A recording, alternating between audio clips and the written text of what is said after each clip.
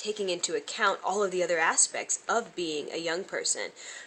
That's a very integral thing, is to really nurture and promote positive self-esteem and empowerment, so that young people aren't sitting around waiting for someone to do something for them, but they actually go out and take actions on their own. And I think from the point of view of the young person, I find that having a voice and being able to participate is one of the biggest things that young people are facing and desire. They desire the ability to have their voices heard, but for it to not end at just the conversation, for this to actually manifest itself into some sort of action. And so we've got to do a lot less talking about young people and more talking to young people, and even more listening, so that we can really cater and tailor what our initiatives and what our objectives are to what they need. And that issue of cross-generational or intergenerational communication is really important in understanding some of the issues of the young people. But there are communities that are more so susceptible to downplaying the voice of young people. Would you say that is more common in underdeveloped societies than, say, in the U.S.? You know, I think one thing that I realized is that many of the issues that I found in other places in the world exist also in developed countries. They're just a little bit more hidden. When you're in Bangladesh, when you're in India, when you're in the Philippines, when you're in Thailand, when you're in these places, in many places in Africa, the issues are undeniable. When you step foot into camp, or you are immersed in these down the street, when you walk down the street, you can look at what the issues are that are facing young people. Here, it's a little bit more discreet. It's a little bit more under the radar, but it doesn't mean that it isn't there and that it doesn't exist. And what would you see as the role of the UN in bridging this gap? I think access and to your role information, as a spokesperson for this new movement that you're spearheading. Well, to me, my role is really to be that link, because I believe that the UN is doing incredible work on behalf of young people. At the UN information centers all over the world, I was greeted with nothing but the most informative and engaged and involved people.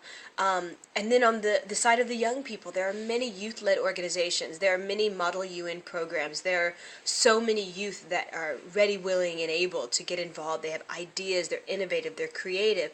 But how do we get them in the room together? And I'm hoping to serve as the bridge between these two parties to say, listen, you know, I've been inside the walls of the UN. I can tell you what the ILO is doing for employment. I can talk to you about what UNFPA is doing for the population. I can give you inside information on where you can volunteer and how you can give back for children. But then also, when the UN says, hey, you know, what's going on in the world, I can tell you about this youth-run organization called Love Life in South Africa and the amazing work that they're doing. I can, you know, talk to you about the School of the Air in Australia and how they're totally innovating education by doing it online and having an online platform for primary education, because there's children out in the bush that just can't get to school. And these are similar platforms that I think would be really good in Africa. I think people cannot look at Africa, the continent, and think that it's a country. South Africa, West Africa, East Africa, Northern Africa are entirely different places, and inside of it, you have different places. And so to have sort of a blanketed approach is a disservice to Africa and to the African people. And then beyond that, realizing that the urban youth has a different experience than the youth that live in the countryside or that are rural or tribal youth, that you have to understand cultural diversity in a totally new way. You have to understand religious beliefs and just how young people have developed differently if they live in a rural area versus a urban area, and if they come from West Africa or they come from South Africa. Right. You know, so and you know, speaking of that, there's an issue that you talked about earlier today in terms of approaching issues of young girls would you subscribe to the idea that young women be communicated to or talked to as separate entity from the general youth population, or you talk to me about that separation that is usually, when people talk to young girls, they talk to them as young girls, not as youth. Right. Like we do know they do have unique challenges, but they're still young people too. Yeah. Right? I think, the reason why young girls and young women have been isolated in a sense and sort of spotlighted is because of the lack of inclusion prior till now. And so I think it is important to first and foremost address the fact that in order to solve many of the world's problems, in order to grow and advance and develop as a global community, we must include girls and women. I think in many places what we are dealing with is we're having to, in the United States it's different because, we've already had our women's movement and there are many women that are in very high level positions.